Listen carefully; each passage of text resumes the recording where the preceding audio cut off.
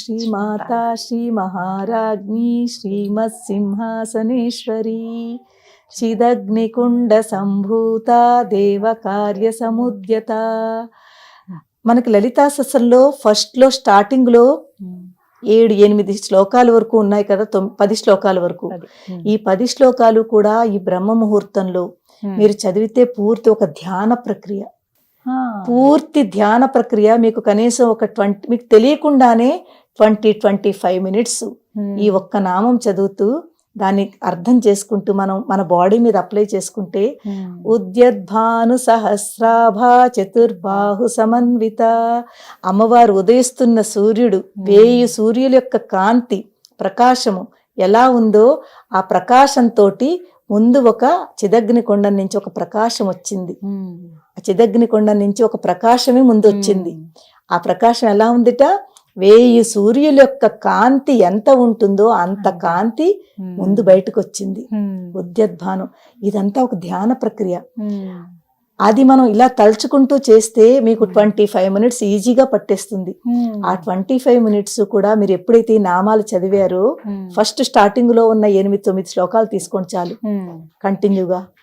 ఇదే బ్రహ్మ ముహూర్తంలో మీరు 25 మినిట్స్ ధ్యానం చేసేస్తున్నారు. అది మన మీద కూడా అప్లై అయిపోతుంది. దాని తర్వాత చేస్తానమ్మా, ఖచ్చితంగా చేస్తాను నేను బ్రహ్మ ముహూర్తంలో. అంటే చాలా మందికి సందేహం ఉంటుంది, ఏం పట్టించుకోవాలి. కొంతమంది ఏమో జస్ట్ ఏదైనా మ్యూజిక్ అలా పెట్టేసి మెడిటేట్ చేసుకుంటూ ఉంటారు. అలా వాటి బదులు ఇలా స్మరించుకున్నా కూడా మంచిదే. ఒకటి మంత్రములు. మనం దీనికి మనకి రిస్ట్రిక్షన్స్, స్నానం చేసే కూర్చోవాలా ఏమీ అక్కర్లేదు. మీరు ఈవెన్ మీరు ధ్యానం చేస్తున్నప్పుడు ఈ శ్లోకాలు మీరు జస్ట్ లేచి, కొంతమంది అయితే మీరు బ్రష్ చేసుకుని కూర్చోవాలా, ఇలాంటివి కూడా ఉంటాయి. ఫ్రెష్ అయి కూర్చోవాలా, బ్రష్ చేసుకో, ఏమీ వద్దమ్మా. లేచిన వెంటనే మీరు బెడ్ దిగిపోవాలమ్మా. అందరికంటే ముందు ఒక నియమం ఏంటంటే మీరు బెడ్ మీద కూర్చొని చెయ్యొద్దు. ఎందుకంటే ప్రతి దానికి ఒక్కొక్క పర్పస్ ఉంటుంది. మనం బెడ్రూమ్ లో బెడ్ మీద పడుకున్నాము అంటే అక్కడ మనం ఈ దైవనామంలో అది చేసుకుంటే ఆ ఎఫెక్ట్ ఉండదు. మనం దాని కిందకి ఏదో ఒకటి పరుచుకుని కూర్చుని పక్కనే జస్ట్ దూరం వెళ్ళక్కర్లేదు. లేచిన వాళ్ళు లేచినట్టుగా. నేనైతే అసలు బ్రహ్మ ముహూర్తంలో లేచి అందరికంటే ముందు భూదేవికి దండం పెడతాను. చాలా మంచిదమ్మా. ఆ వసుధాయే నమః అనుకుని భూమిని స్మరించుకుంటూ క్షమాపణ. ఎందుకంటే మనం రోజు ఎన్నిసార్లు అమ్మవారిని మనం భూదేవిని తొక్కుతున్నామో, ఎంత కష్టపెడుతున్నామో, ఎంత తప్పు చేస్తున్నామో, కనీసం ఒక చిన్న కృతజ్ఞత అంటే అమ్మ క్షమించమ్మా అని క్షమాపణ ముందు దండం పెట్టుకుంటాను. దండం పెట్టుకున్న తర్వాత కరాగ్రే వసతే లక్ష్మీ, కర మధ్యే సరస్వతి, కరమూలేతు గోవింద, లేతే కరమూలేతు గౌరీ కూడా అంటారు. గౌరీ కానీ గోవింద ఏదైనా పర్వాలేదు. అలా చదువుకుని మనం ఆ దర్శనం చేసుకుంటే అది కూడా చాలా మంచిది. కొంతమంది ఇలా అనుకుని కళ్ళ మీద పెట్టుకుని ఎంత బాగుంటుందో అలా చేసుకుంటేను. ఇది చేసుకున్న తర్వాత మనం ఏం చేస్తామంటే మీరు చెప్పినట్టుగా 2-3 నామాలు, శ్లోకాలు ఇవన్నీ కొంచెం పుస్తకం పట్టుకుని చదవాలి ఇవన్నీ కూడా. కానీ మనం ఎక్కువ చేసేది ఏంటంటే కళ్ళు మూసుకుని ధ్యానము. ఈ బ్రహ్మ ముహూర్తంలో కళ్ళు మూసుకుని ధ్యానము. మీకు ఏదైనా 2-3 శ్లోకాలు వచ్చనుకోండి, అదే చదువుకోండి. పుస్తకం పట్టుకోవాలని లేదు. ఏ ఒక్క నామం వచ్చినా చెప్పిన శ్రీమాత, శ్రీ మహారాజ్ఞి, శ్రీమత్సింహ, అది అందరికీ వస్తుంది. తొలి ఫస్ట్ నామం అందరికీ వస్తుంది. మీరు అదొక్కటే పట్టుకోండి. అదొక్కటి పట్టుకుని కళ్ళు మూసుకుని ఆ నామం చదువుకోండి. లేకపోతే ఏమి వద్దు. నేనైతే శ్రీమాత్రే నమః. ఇంకా సులువు అందరికి. ఎంత సులువమ్మా, చిన్నవాళ్ళైనా పెద్దవాళ్ళైనా ఎవరైనా శ్రీమాత్రే నమః, శ్రీమాత్రే నమః. ఇది లేకపోతే శ్రీ దక్షిణామూర్తయే నమః, లేకపోతే హరే కృష్ణ హరే కృష్ణ. ఏదైనా సరే మనసులో ఎప్పుడైతే చదువుకుంటామో మనకి పాజిటివిటీ బాగా పెరుగుతుంది, ప్రశాంతంగా ఉంటుంది. స్టూడెంట్స్కి మెమొరీ స్ట్రాంగ్ అవుతుంది. వాళ్ళకి ఏ స్ట్రెస్లో అయితే రాత్రి పడుకున్నారో పొద్దుట ఫ్రీ అయిపోతారు. వాళ్ళు లేచిన వెంటనే మళ్ళీ ఉంటుంది.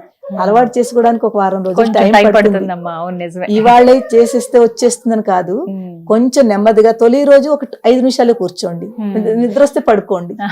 నేను అందరికి వాళ్ళకి ఈజీ చెప్తానమ్మా. నేను చెప్పివన్నీ కూడా చాలా ఉంటాయి కదమ్మా, తెలుసు. చాలా ఈజీ ట్రిక్స్ చెప్తాను అందరికి. మీరు ఇలాగే చేయండి అని చెప్పామనుకోండి, అందరికి అవదు అలాగా.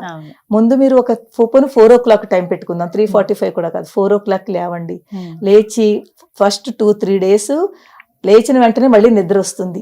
ఒక 2 minutes ఎలాగైనా బద్ధకమైనా సరే అలా కళ్ళు మూసుకుని కూర్చోండి. బెడ్ కూడా దిగద్దు, అలవాటు అయ్యే వరకు బెడ్ మీదే కూర్చోండి. 5 minutes కూర్చున్నారా, నిద్ర వస్తుందో పడుకుండి పోండి. ఇలా 2-3 రోజులు చేయండి. అదే టైంకి 3-4 రోజుల తర్వాత మీరు అలారం పెట్టుకోక్కర్లేదు, మెలకు వస్తుంది కదా, మీకు మెలకు వచ్చేస్తుంది. అవును, ఎందుకు తెలుసా అమ్మా, మన బాడీకి మనం చెప్పుకుంటున్నాము ఈ టైంకి నేను లేవాలి, ఇక్కడే చెప్పుకుంటున్నామమ్మా. మనం ఏది చెప్తామో మన మనసు మన బాడీ వింటుంది, మనకు అది సహకరిస్తుంది. చూడండి, ఆకలి మనకి ఎప్పుడు ఏ టైంకి భోజనం ఆ టైంకి ఆకలి వేస్తుంది. ప్రతిదీ కూడా దాని సిస్టమేటిక్ గా జరుగుతుంది కదా.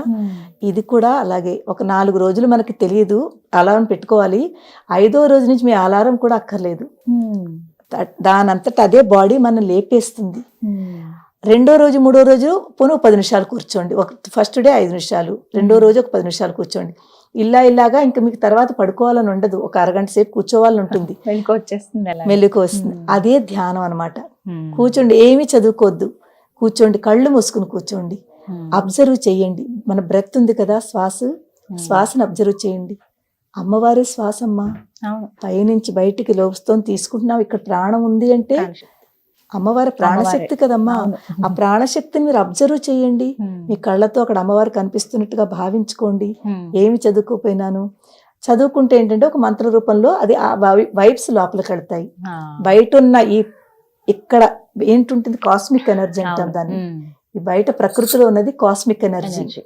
తో ఈ కాస్మిక్ ఎనర్జీ ఎప్పుడైతే మనం ఎక్కడి నుంచి వస్తుంది తెలుసా, బ్రహ్మరంధ్రం నుంచి. కనెక్టివిటీ ఇక్కడే ఉందమ్మా. మన పూర్తి ఈ ఆత్మ పరమాత్మతో కలవాలి అంటే ఇక్కడి నుంచే కనెక్టివిటీ. ఈ కాస్మిక్ ఎనర్జీ కూడా ఈ మన బ్రహ్మరంధ్రం నుంచి మన శరీరంలోకి ఆ శక్తి వెళుతుంది. శక్తి వెళ్ళి మన శరీరాన్ని అంతని కూడా అది చాలా ఎనర్జెటిక్ గా ఉంచుతుంది. ఈ ఎనర్జీ ఎప్పుడైతే లోపలికి వెళ్ళిందో ఎనర్జీగా ఉంచుతుంది. బ్రహ్మ ముహూర్తంలో లేచిన వాళ్ళు రోజంతా ఎనర్జీగా ఉంటారమ్మా.